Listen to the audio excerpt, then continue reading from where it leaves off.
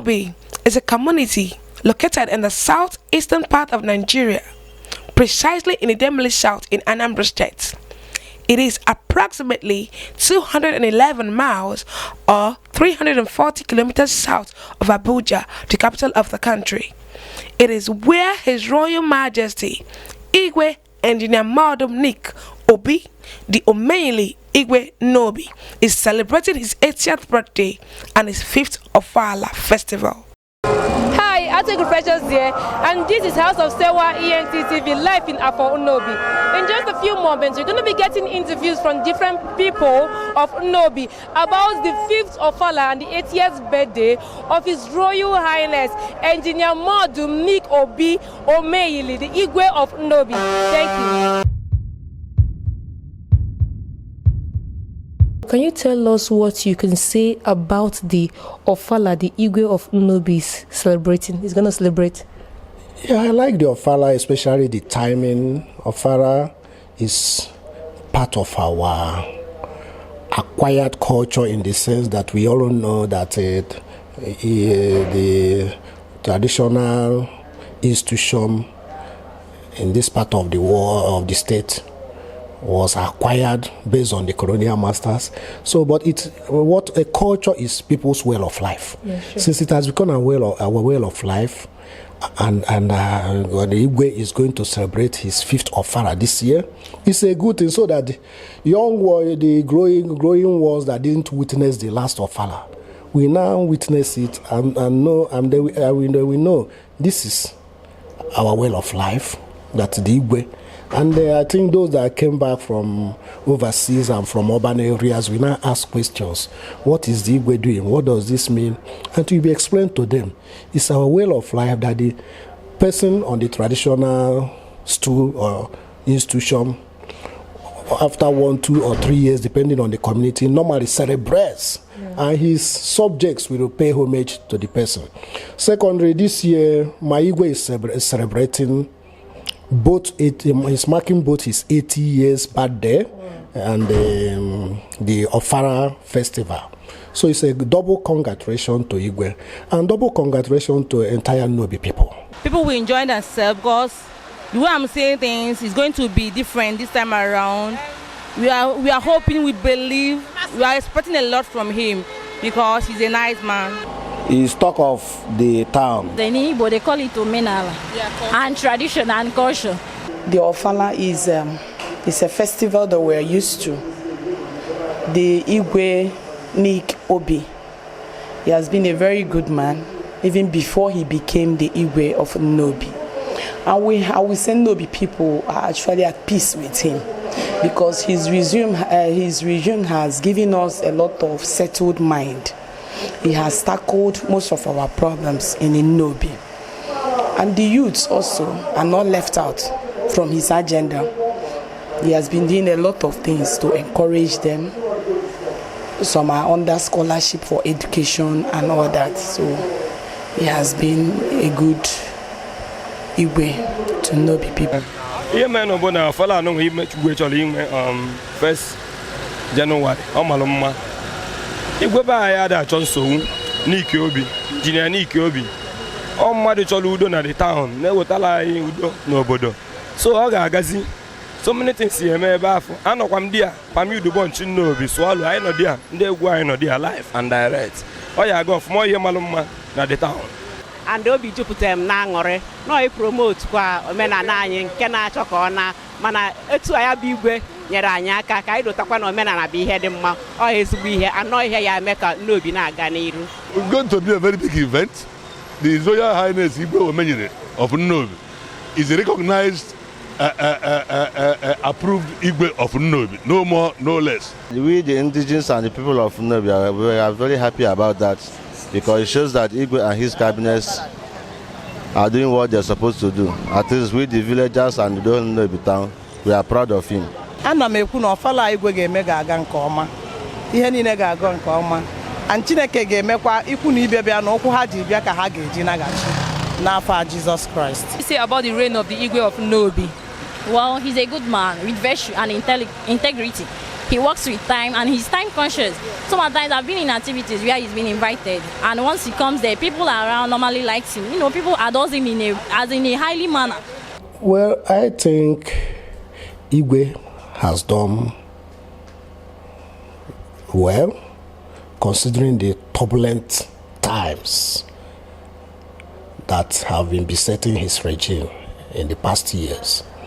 But recently, the High Court gave a judgment in his favor that authenticate his Igweship. So I believe that going forward, Nnobi people will witness more tranquility and an Igwe that is now relaxed to offer more service and advice to our people. He's a very nice man, and he takes care of his subjects and every person. Even people are not Nnobi, and also even people are not from here. That's why he's a royal father. Ọ na-eme ọfụma.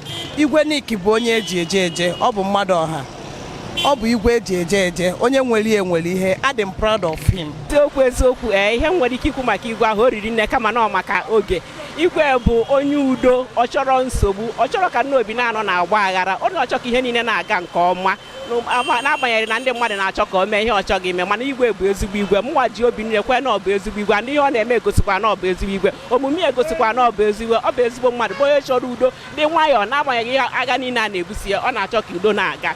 Igwe be anyị na-emetakwa anyị mma, na-emeta anyị ọfụma maka ọ bụ na ọ na-emeta anyị ọfụma, anyị na-enwe onye amaghị ka o si wee dị, anyị na-ajebe na the other side. Igwe be anyị na-emeta anyị ọfụma, onye nwa ka anyị ji wee sorokwa ya n'azụ as a youth Nnobi, na-esu ya na-asị anya ligolu, na-emebe ọfụma na ọ dị mma, na-emere mma gaba. And his thinking capacity is superb. That's all. So tell us, where do you see Nnobi in the next 5 years? Nnobi, look at what is happening here. Nnobi is developing. See, we have town roads. If we go inside the villages, see town roads everywhere. So in the next 5 years, it is expected Nnobi will be a bigger town like what we are seeing today. If people and the elders and the youth will tell themselves the simple truth, they will get to the heights they cannot even imagine. Honestly, I must tell you, I don't think it will be the next 5 years. Within the next 3 years, Nnobi will be a very big town. With what I'm seeing now, the development, I think in the next 5 years, Nnobi, if you ask me, Nnobi is more of is becoming an urban city now. In the next 5 years, I think we'll have a lot of maybe centers or all this mall that that will bring people, like people who trade at Nnobi, the Nkwo market. Most of them live at Nnobi here. They operate from Nnobi to Nnobi. We see shopping malls in Nnobi. You will have banks, branches in Nnobi. As you can see now, if you go around the town, you can see hotels, 3-star hotels springing up. And because of the proximity of Nnobi, I think Nnobi is filled, so it's flowing over to Nnobi. If you drive through the road that leads from Nnobi to Nnobi, you can see furniture industry developing along there. You see furniture makers. So a lot of things. In the next 5 years, Nnobi will be an urban city. Nnobi is going to be greater. Nnobi amakale to amaloketa na rise na abianu. Because in anya so many developments in Igwe na bata na obodo ọkụ electric ọ dị. Transformer or influence Igwe by Djibouti. So I'm a feel the next 5 years. No ga makale etu ọ dị keta Nnobi ya bụ London. Yeah, kalia etu ọ dị keta ka ọ makarịsịa. And with Nick Obi, the natives of Nnobi from far and wide are here to witness and celebrate their monarch, alongside lovers, friends, and well-wishers from other parts of the country. Other monarchs from neighboring communities are also present to celebrate with their friend and colleague. The Igwe Omenyili of Nnobi opened the dance floor after cutting his birthday cake joined by family and friends.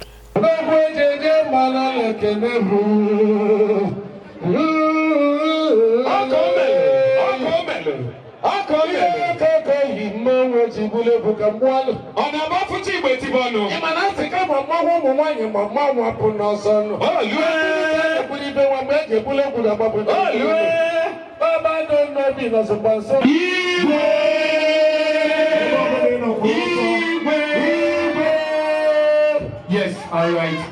Jesus, wake up here.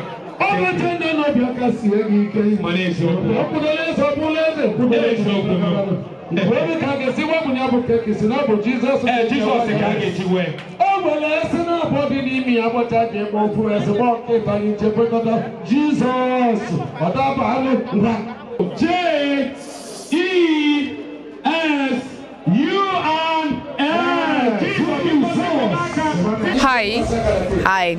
We'll meet you. What's your name? Suda as well. And can you tell us the relationship between you and the Igwe? Igwe is my grandfather. You're the granddaughter to the Igwe? Yes, I'm his 5th grandchild, 3rd granddaughter. What's happening here today? So today's the 5th Ofala and he's celebrating his 80th birthday. Even though he looks like a 60-year-old, but he's celebrating his... What's going on in this compound? It's his 5th Ofala and his 80th birthday, all celebrating at once. We're here in the village. All his grandkids, his children came from, I came from America, that's where I school. Some people came from London, some of his kids came from South Africa, some of them here based in Lagos and Enugu and places like that. We're all here to just share in the glory and celebration that is our grandfather's 5th Ofala and his 80th birthday. Okay. Now you stand about 80 years above. That is our prayer that we shall live long as our great father lives now. Yes. Ladies and gentlemen. Okay, what's going on here right now? Two basic things that we all know. One is his Ofala and then his 80th birthday. Traditional Ofala festival of our Igwe, the traditional ruler of Nnobi, Igwe Omenyili, Engineer Nick Muodum Obi, and the celebration of 80 years in this world.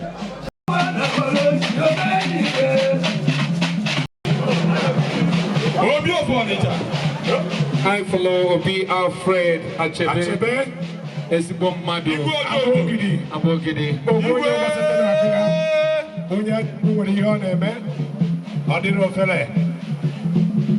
I hear Guru Kane, what's your God?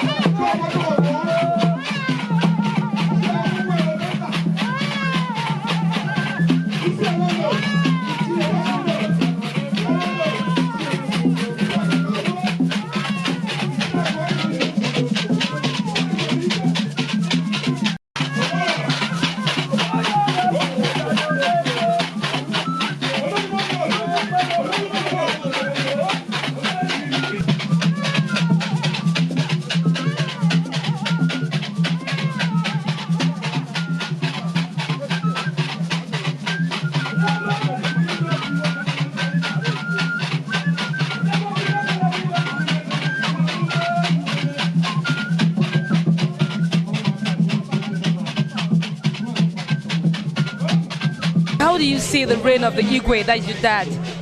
Oh, he is a patient Igwe, he's kind, he's generous, and we wish him nothing but long life and success. Amalise, amalise lele, amalise, amalise lele, amalise, amalise lele, amalise, amalise lele, amalise, amalise lele, amalise, amalise lele, amalise, amalise lele, amalise, amalise lele, amalise, amalise lele, amalise, amalise lele, amalise, amalise lele, amalise, amalise lele, amalise, amalise lele, amalise, amalise lele, amalise, amalise lele, amalise, amalise lele. Egumun etila la jubu, egume umeye, unabona jema goziwo, eguma bata. Ubunde kwelugo, kwelugo, umane kwenuji,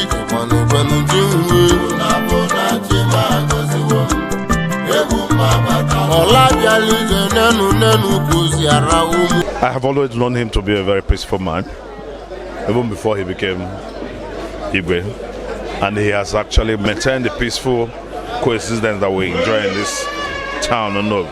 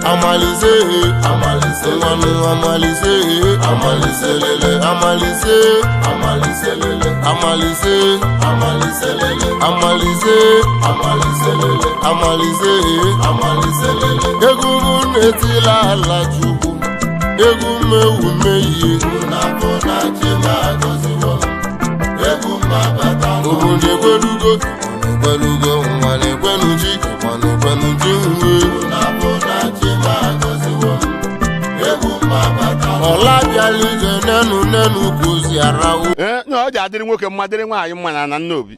The Baron and Nigeria in general.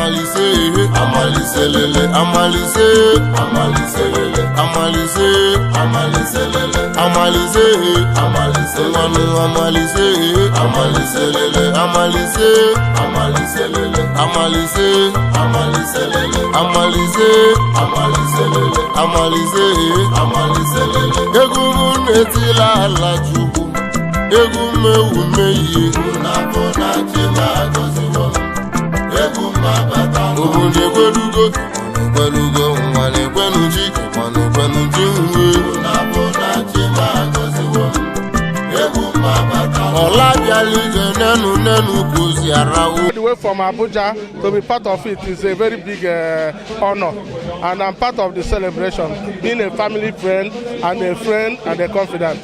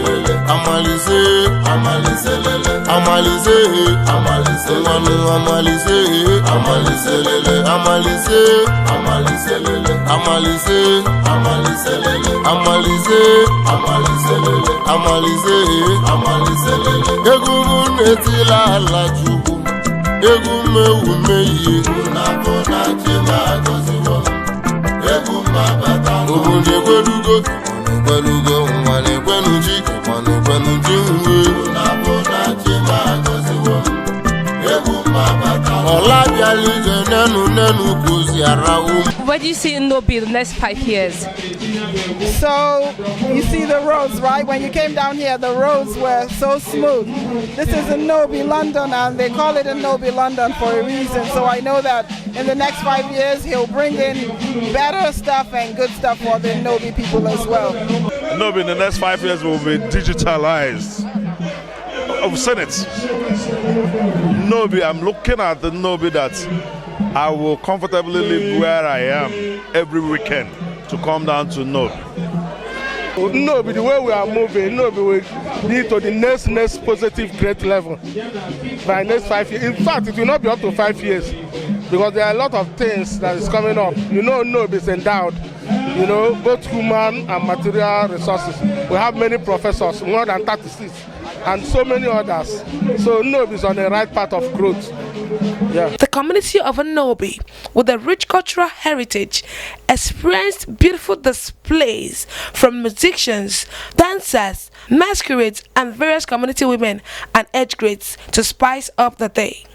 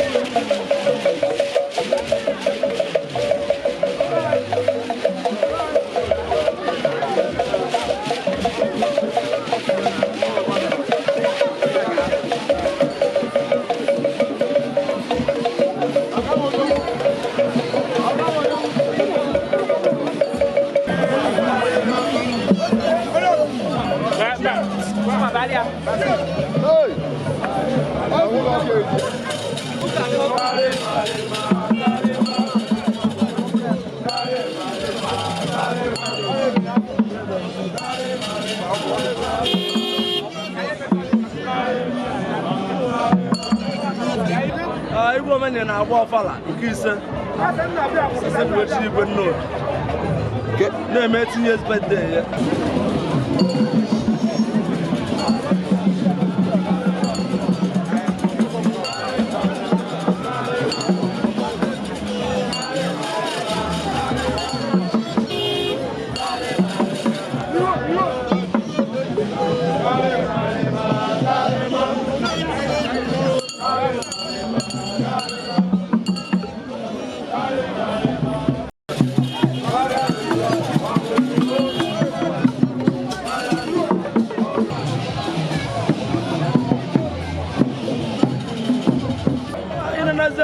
Obi dị nnọọ ya nọ ebe asị nso ụzọ obi adịghị ama wee nọ ya efe mgbe yutu Nnobi bata afọ ga-azụ ebata na ikem na ikem so ya na-eme dị anyị mma na Nnobi adịgo mma anyị gbabụrụ yutu pụtara Nnobi adị mma ndị isi ebugo na Nnobi adị mma na-aga dị wee bịaba.